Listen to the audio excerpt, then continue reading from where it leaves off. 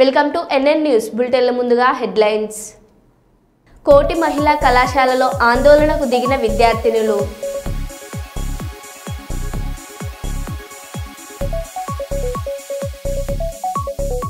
ఉమ్మడి ఆంధ్రప్రదేశ్ మొదటి రాజధాని కర్నూలులో హైకోర్టు బెంచ్ పెట్టేందుకు టీజీ భరత్ ప్రోత్సాహం.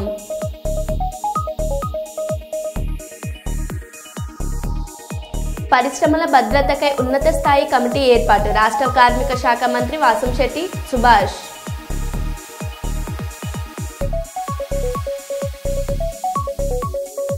టీడ్కో ఇళ్ల కూల్చివేతపై ప్రశ్నించిన ఎమ్మెల్యే నంద్యాల వరదరాజులారెడ్డి.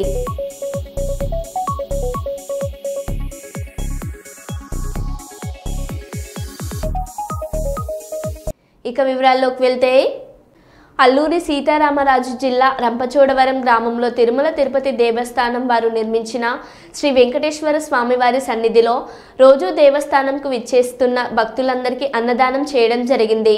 గత 24 సంవత్సరాల నుండి ప్రతి సంవత్సరం క్రమం తప్పకుండా కార్తీక మాసంలో వేలాది మందికి అన్నదానం చేయడం జరుగుతుంది.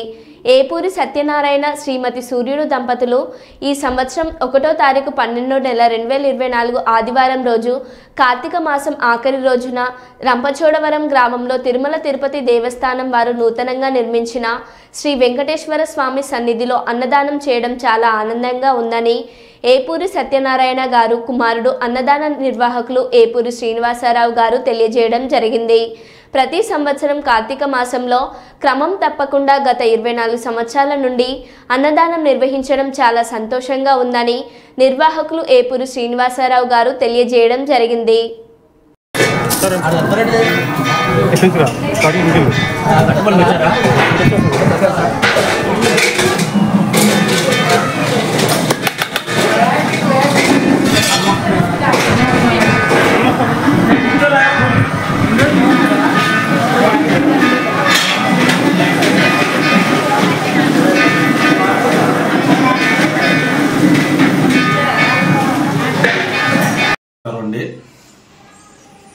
ఈరోజు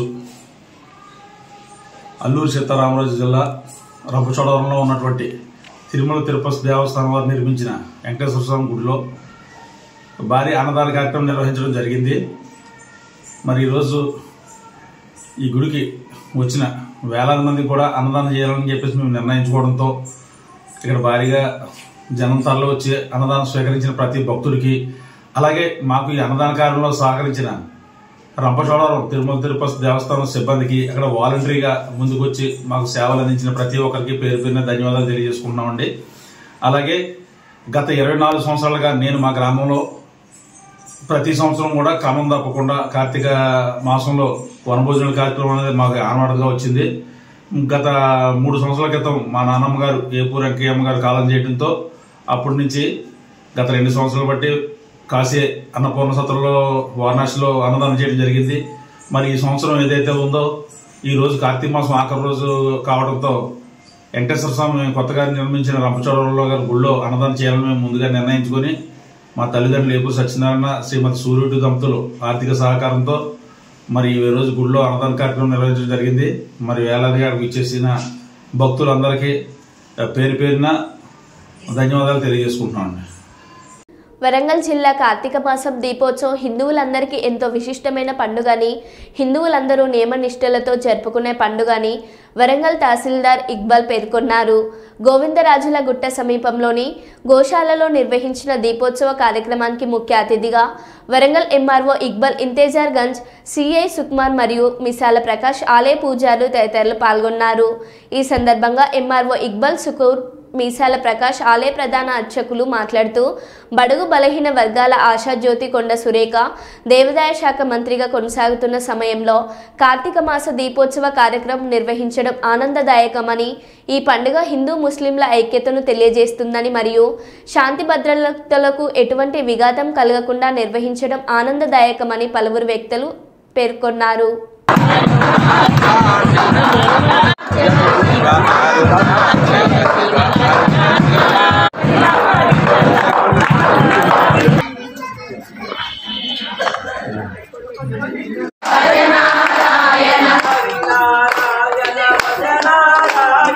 హరినారాయణ భజనారాయణ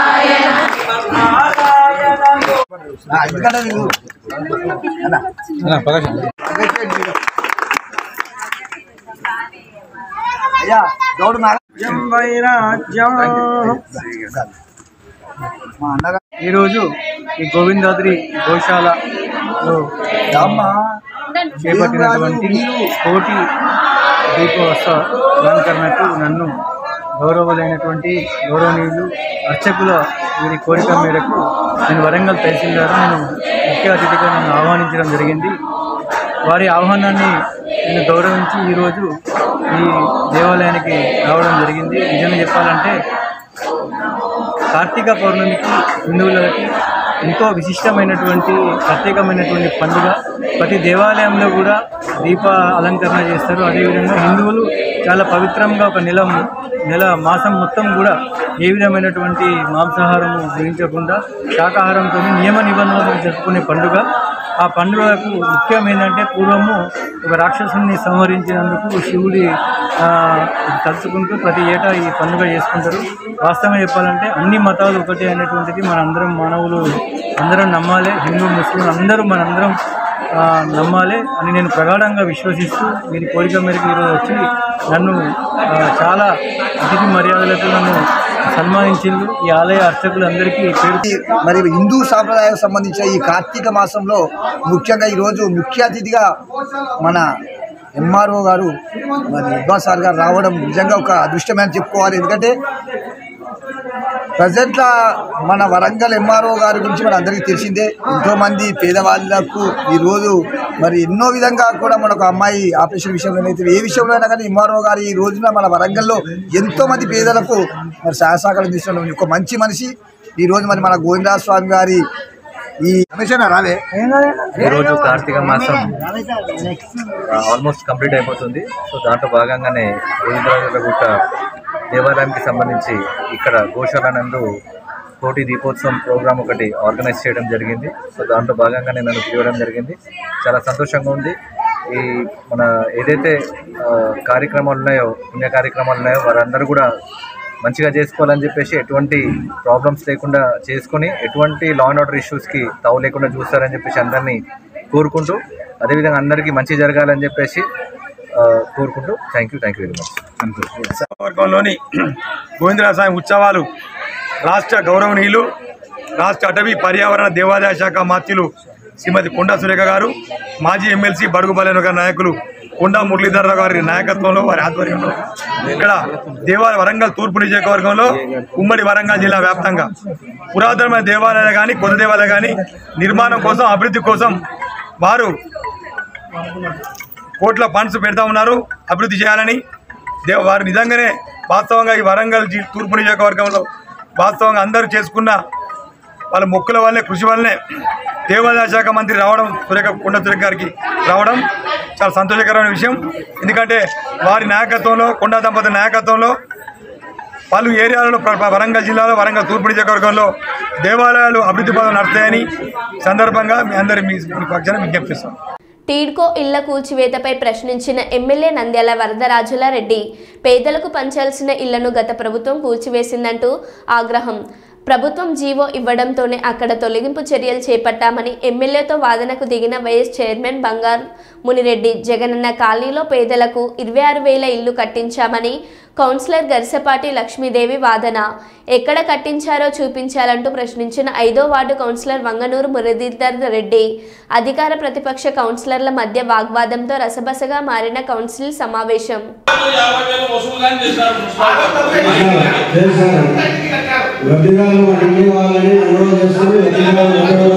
పోలవరం ఎత్తుపై అవినీతి పత్రికను అడ్డు పెట్టుకుని ఇష్టానుసారం మాట్లాడుతున్నారు. టీడీపీ హయాంలోనే 55,548 కోట్లతో డిపిఆర్ను కేంద్రం ఆమోదించింది. 2014 నుండి 2019 తెలుగుదేశం ప్రభుత్వ పాలనలో పేజ్ 1 పేజ్ 2 అని గాని ఎత్తు తగ్గింపు అని గాని ఉంటే సాక్ష్యం చూపాలని సవాల్ విసిరితే మండలిలో వైసీపీ సభ్యులు తోకముడిచారు. వైసీపీ హయాంలో 2021 పేజ్ 1లో 1-2కు బీజం పడినట్టు కేంద్రం ఆధారాలతో సహాయ రాజ్యసభలో చెప్పింది. ఎత్తు తగ్గింపు డయాఫ్రామ్ వాల్ విధ్వంసం జగన్ పాపమే. మంత్రి నిమ్మల రామానాయుడు. ఫేజ్ 1 అని కానీ ఫేజ్ 2 అని కానీ పోలవరానికి సంబంధించి 41.15 మీటర్స్, పోలవరానికి సంబంధించి 45.72 మీటర్స్ అని ఎక్కడైనా డిజైన్స్ లో గాని, లేఖల్లో గాని, ఎస్టిమేట్స్ గాని, రికార్డ్స్ లో గాని, మినిట్స్ లో గాని ఎక్కడైనా 5 సంవత్సరాల తెలుగుదేశం పాలనలో ఎక్కడైనా ఒక్కసారి ఎక్కడైనా మెన్షన్ చేసినట్లే గాని ఎక్కడైనా ఒక్క సాక్ష్యం మీరు చూపించండి అని చెప్పి ఆ రోజు శాసన మండలిలో వైఎస్ఆర్సీపీ సభ్యులకు సవాలు విసిరితే వాళ్ళ నుంచి స్పందన లేదు. తోక ముడిచినటువంటి పరిస్థితి మొన్న శాసన మండలిలో మనందరం కూడా చూసినటువంటి పరిస్థితి. ఎందుకంటే చాలా క్లియర్ గా ఈవేళ నేను చెప్పడం కాదు, ఈవేళ రికార్డ్స్ ఉన్నాయి. పోలవరం ప్రాజెక్టుకి సంబంధించి PPA, CWC రికార్డ్స్ ఉన్నాయి. చాలా క్లియర్ గా రికార్డ్స్ ఏదైతే 2019 ఫిబ్రవరి 18 అంటే ఆ రోజు తెలుగుదేశం ప్రభుత్వ హయాంలో చాలా క్లియర్ గా ఏదైతే 55,548 కోట్లు అంటే ఏదైతే టెక్నికల్ అడ్వైజరీ కమిటీ TAC ఆ రోజు 55,548 కోట్లు అక్షరాల ఆ రోజు ఆమోదించడం జరిగింది. అంటే అప్పటి వరకు ఎక్కడా కూడా ఫేజ్ 1, ఫేజ్ 2, 41, 45 అనేటువంటి ఉద్దేశమే ప్రభుత్వానికి లేదనేది చాలా క్లియర్ గా తేటతెల్లమవుతున్నటువంటి పరిస్థితి. దీన్ని బేస్ చేసుకునే తర్వాత జగన్మోహన్ రెడ్డి ప్రభుత్వంలో కూడా 2020 ఆ రోజు కూడా 47,617 కోట్లకి రివైజ్డ్ కాస్ట్ కమిటీ కూడా ఆమోదించింది. అంటే ఏదైతే తెలుగుదేశం ప్రభుత్వ హయాంలో ఆమోదించినటువంటి టెక్నికల్ అడ్వైజరీ కమిటీ ఏదైతే ఆమోదించిందో దాన్ని RCC కూడా మళ్ళీ 47,617 కోట్లకి అంటే ఏదైతే కుడి కాలువ ఎడమ కాలువ యొక్క నీటి సామర్థ్యాన్ని తగ్గించి తద్వారా 47,617 కోట్లకు ఆ రోజు ఆమోదించినటువంటి పరిస్థితి. అంటే చాలా క్లియర్ గా ఏదైతే పోలవరం ప్రాజెక్టు చరిత్రలో ఆ రోజు చిన్నారెడ్డి గారి దగ్గర నుంచి, రాజశేఖర రెడ్డి గారి దగ్గర నుంచి, లేదా చంద్రబాబు నాయుడు గారి దగ్గర నుంచి ఎక్కడా కూడా ఫేజ్ 1, ఫేజ్ 2, 41, 45 అనేది ఎక్కడా లేదు అనే విషయం చాలా క్లియర్ గా తేటతెల్లమవుతున్నటువంటి పరిస్థితి. ఇది నేను చెప్పడం కాదు, చాలా క్లియర్ గా ఏదైతే సమాచార హక్కు చట్టం రైట్ ఇన్ఫర్మేషన్ యాక్ట్ కింద మరి ఎవరైతే కొంతమంది అడిగినటువంటి ప్రశ్నలకు సమాధానంగా PPA పోలవరం ప్రాజెక్ట్ అథారిటీ చాలా క్లియర్ గా స్పష్టమైనటువంటి సమాధానం లిఖిత పూర్వకంగా ఇచ్చినటువంటి పరిస్థితి కూడా మొన్న మనం చూసాం చాలా క్లియర్ గా. కోటి మహిళా విశ్వవిద్యాలయాన్ని UGCలో చేర్చాలని డిమాండ్. గత BRS ప్రభుత్వం మహిళా విశ్వవిద్యాలయం నామకరణం చేసింది, కానీ ఇప్పటి వరకు ఎలాంటి గుర్తింపు ఇవ్వలేదు. ప్రస్తుత కాంగ్రెస్ ప్రభుత్వం చాకలి ఐలమ్మ మహిళా విశ్వవిద్యాలయంగా పేరు మార్చింది. తమ డిగ్రీ పూర్తి అవుతున్న నేపథ్యంలో ఇంతవరకు UGCలో చేర్చకపోవడం వల్ల తమకు ఏ ప్రాతిపాదికన సర్టిఫికెట్ ఇస్తారని ఆందోళన. తమ భవిష్యత్ అయోమయంగా మారిందని అంటున్న విద్యార్థినులు ముఖ్యమంత్రి రేవంత్ రెడ్డి తక్షణమే జోక్యం చేసుకుని UGCలో చేర్చాలని విజ్ఞప్తి.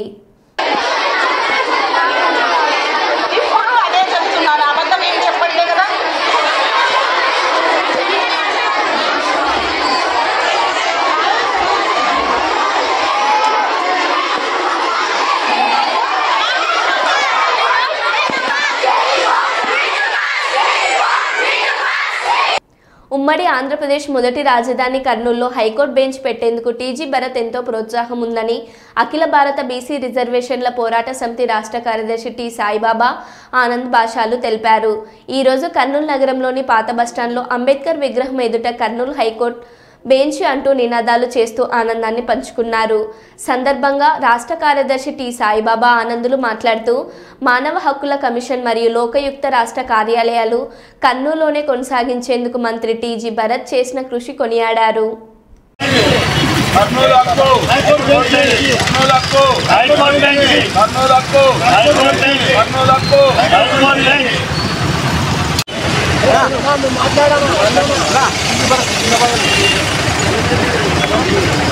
హైకోర్టు బెంచ్ సాధించిన టీజీ భరత్ గారికి, హైకోర్టు బెంచ్ సాధించిన టీజీ భరత్ గారికి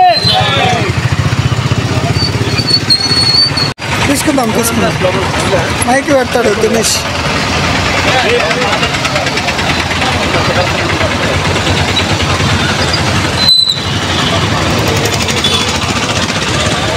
గత 10 సంవత్సరాల నుంచి రాష్ట్ర హైకోర్టు బెంచ్ కోసము ఎన్నో కర్నూలు రాయలసీమ ప్రజలు కర్నూలు మొక్కదూరమైన రాయలసీమ మొక్కదూరమైన కర్నూలు జిల్లాకు హైకోర్టు బెంచ్ కేటాయించేందుకు తెలుగుదేశం ప్రభుత్వంకి గౌరవనీయులు ముఖ్యమంత్రి గారికి, భరత్ గారికి, నారా లోకేష్ బాబుకి కర్నూలు జిల్లా కర్నూలు నగర వాసులు ఎంతో అభినందనలు తెలియజేస్తూ సంతోషపడుతున్నారు. మేము ఈరోజు హైకోర్టు బెంచ్తో పాటు లోకయుక్త మానవ వనరుల కోర్టు కూడా తరలిస్తుందని చెప్పి అనేక మంది పుకార్లు చేశారు. ఆ పుకార్లు వంపు చేసి ఈరోజు క్యాబినెట్ మీటింగ్లో అసెంబ్లీలో ఈరోజు కర్నూలు జిల్లాకి ఎలాంటివి కూడా తగ్గిపోవు, కర్నూలు జిల్లా బలోపేతము అవుతుంది అన్ని విధాలుగా, ఆర్థికంగా, ఇండస్ట్రీ పరంగా, వ్యాపార పరంగా. ఈరోజు ఇండస్ట్రీ అప్పు కూడా కోరికలు కటాక్షం చేయండి. ఈరోజు రాష్ట్ర అసెంబ్లీ కూడా క్యాబినెట్లో కూడా ఆమోదించి చేశారు. అలాగే రాష్ట్ర బెంచ్ కూడా ఈరోజు గత 6 నెలల్లో కూడా పనులు చురుకుగా జరుగుతుందని చెప్పి ఈరోజు రాష్ట్ర ప్రభుత్వము, రాష్ట్ర మంత్రి గారు భరత్ గారు అనేక సార్లు మనకు చెప్పినారు, అనేక సార్లు చెప్పి భరోసా ఇచ్చినారు. దానివల్ల కొన్ని వేల కుటుంబాలలో ఉపాధి లభిస్తుంది. ఈరోజు జై తెలుగుదేశం. నా పేరు శ్రీనివాసులు. జై టీజీ మహారాజ్. ఓకే. రాష్ట్ర బీసీ సెక్రటరీ, స్టేట్ సెక్రటరీ. నేను రాయలసీమలో బెంచ్ అయిన బట్టి ఆ పర్వతంలో ఎవరు మన ముఖ్యమంత్రి గారు గౌరవమైన బుగ్గన్న గారు చెప్పినాడు. ఏమి చెప్పినాడు? 3 ఏళ్ళ క్రితమే బెంచ్ వస్తుంది, బెంచ్ ఉత్తాపా అది గాలికి బా. ఇప్పుడు తెలుగుదేశంలో వచ్చినప్పుడు 3 నెలలు 6 నెలల్లో బెంచ్ అంటున్నారు. వస్తే డెవలప్ అవుతుంది రాయలసీమలో, అందరూ బాగా డెవలప్ అయితే బతుకుతారు. డెవలప్మెంట్ ఇప్పుడు ఉపాధి కల్పించాలని కల్పించాలని కోరుతున్నాము. రాయలసీమలో ఏం తెచ్చినారు? ఏం లేదు, రాళ్ళు. రాయలసీమలో రాళ్ళు ఇప్పుడు తీసుకుపోయి అంతా సిటీలో పెట్టారు. ఇప్పుడు సిటీ ఏముంది? సిటీ రాయలసీమలో ఏం లేదు. ఇప్పుడు అనంతపురం మిగతా చోట్లతో అంతా డెవలప్ అవుతుంది. మనకు రాయలసీమలో దెబ్బతీస్తున్నారు. ఇప్పుడు 50 మంత్రులలో ఏం డెవలప్ చేయడం లేదు. ఇప్పుడే భరత్ గారు పట్టుకొని బాగా డెవలప్మెంట్ చేస్తే మన అందరూ వర్ధిల్తాలు బాగుంటుంది, డెవలప్ చేయాలని కోరుతున్నాను. ఇట్లు సాయిబాబా, స్టేట్ సెక్రటరీ. పరిశ్రమల భద్రతకై ఉన్నత స్థాయి కమిటీ ఏర్పాటు చేస్తున్నట్లు రాష్ట్ర కార్మిక శాఖ మంత్రి వాసంశెట్టి సుభాష్ తెలిపారు. విశాఖ శీలానగర్లోని కిమ్స్ ఐకాన్ ఆసుపత్రిలో చికిత్స పొందుతున్న టాగోర్ ఫార్మా బాధితులను పెందుర్తి ఎమ్మెల్యే పంచకర్ల రమేష్ బాబుతో కలిసి పరామర్శించారు. క్షత్రగాత్రులకు అందుతున్న వైద్య సేవలపై ఆరా తీశారు. అనంతరం అక్కడే మీడియాతో మాట్లాడారు. ప్రమాదంలో 2 మరణించడం బాధాకరమని అన్నారు. ఒక్కో కుటుంబానికి 40 లక్షల చొప్పున పరిహారం ఇవ్వటానికి యాజమాన్యం ఒప్పుకుందన్నారు. యాజమాన్యం నిర్లక్ష్యం స్పష్టంగా కనిపిస్తుందని చెప్పారు. దీనిపై ఉన్నత స్థాయి విచారణ చేపట్టామని, బాధ్యులపై చర్యలు తీసుకుంటామని మంత్రి తెలిపారు. నేలపై పట్టడం వెంటనే అది శుభ్రపరిచే ప్రక్రియలో కొంతమంది కార్మికులు శ్వాసకోశ పీపీఈ ధరించకుండా సోడా వాష్తో క్లీన్ చేయటం వల్ల వెంటనే చూపించకపోయినా సుమారు నైట్ 12 గంటలకి ఈ శ్వాస తీసుకోవడంలో ఇబ్బంది కలగటం వల్ల వాళ్ళే ఇంటికి వెళ్ళిన తర్వాత వాళ్ళే హాస్పిటల్కి రావటం, తర్వాత ఇంచుమించు అక్కడ పవన్ సాయి హాస్పిటల్లో జాయిన్ అవ్వటం 12 గంటలకి. కొంతమంది తీవ్రంగా ఇబ్బంది పడటం వల్ల కిమ్స్లో జాయిన్ అవ్వటం, సుమారు ముగ్గురికి సీరియస్ అవ్వటం, అక్కడ పవన్ సాయి హాస్పిటల్లో ఒకరికి సీరియస్ అవ్వటం, అందులో భాగంగా 2 చనిపోవటం కూడా జరిగింది.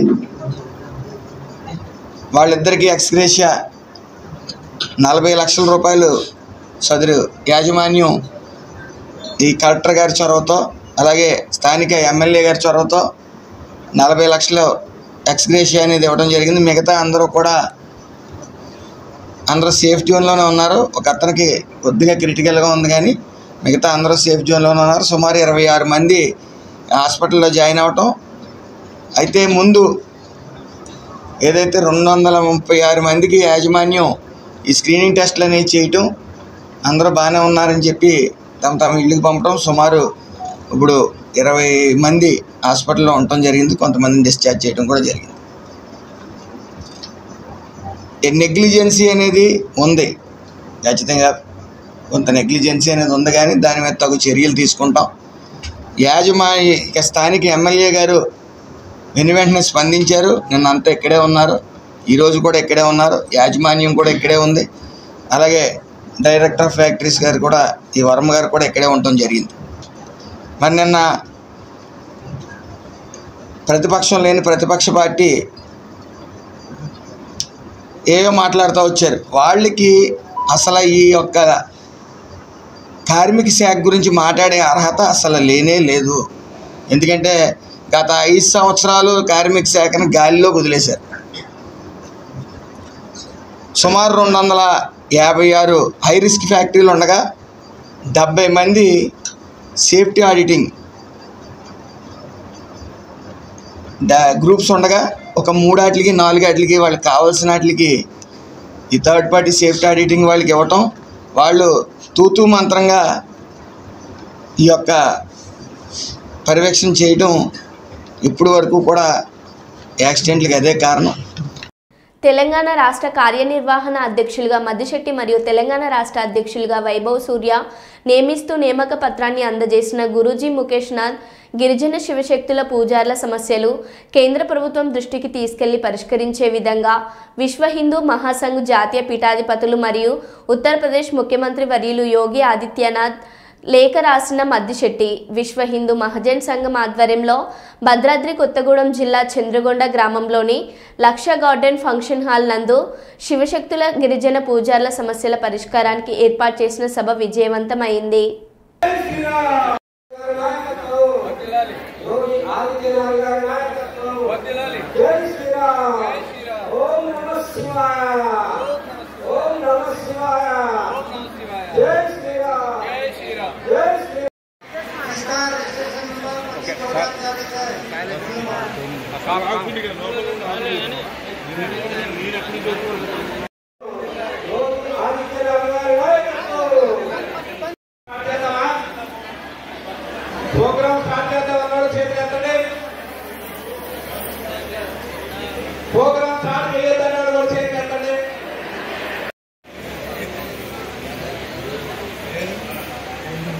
వరంగల్ జిల్లా నుంచి ఎంతమంది వచ్చారు? వరంగల్ జిల్లా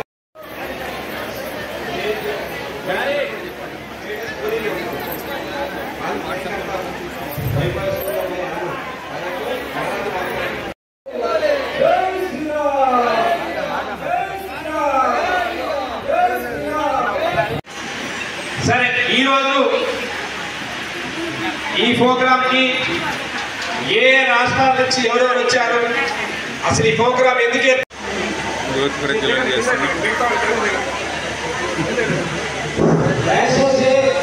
రాదు అసలు లేదు. తీసుకోవాలి కదా మీరు.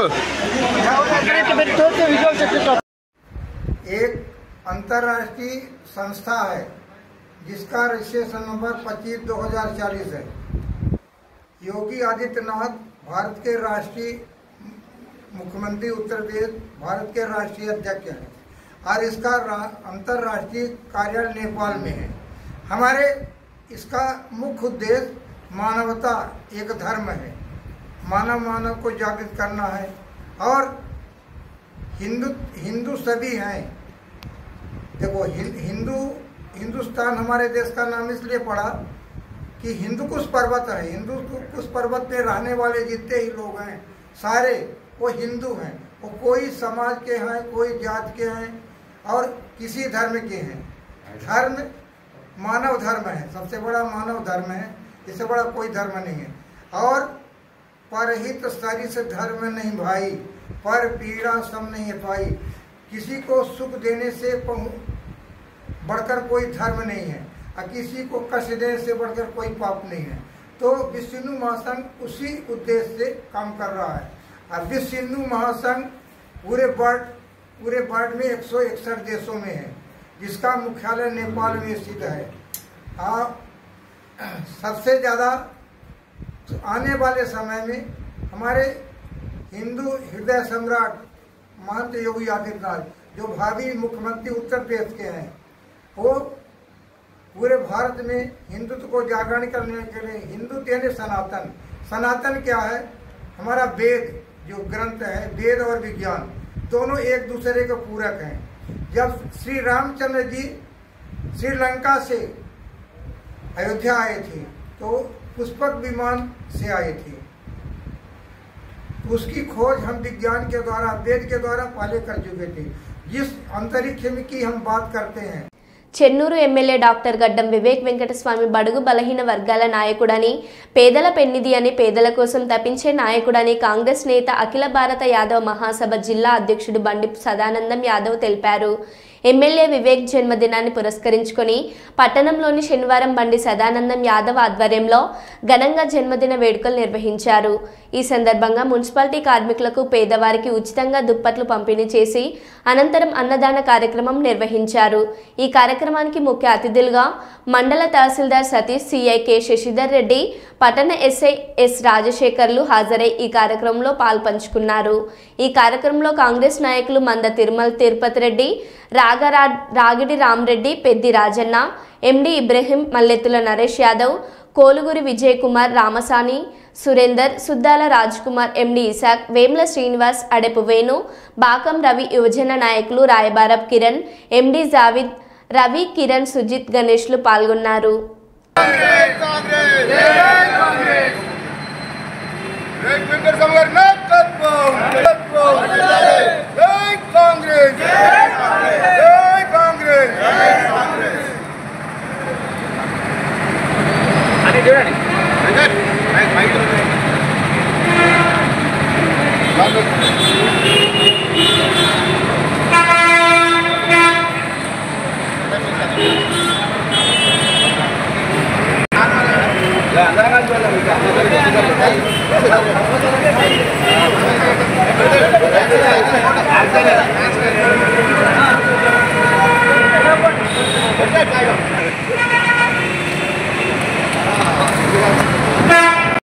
మరో బులెటిన్లో మళ్ళీ కలుద్దాం. Stay tune.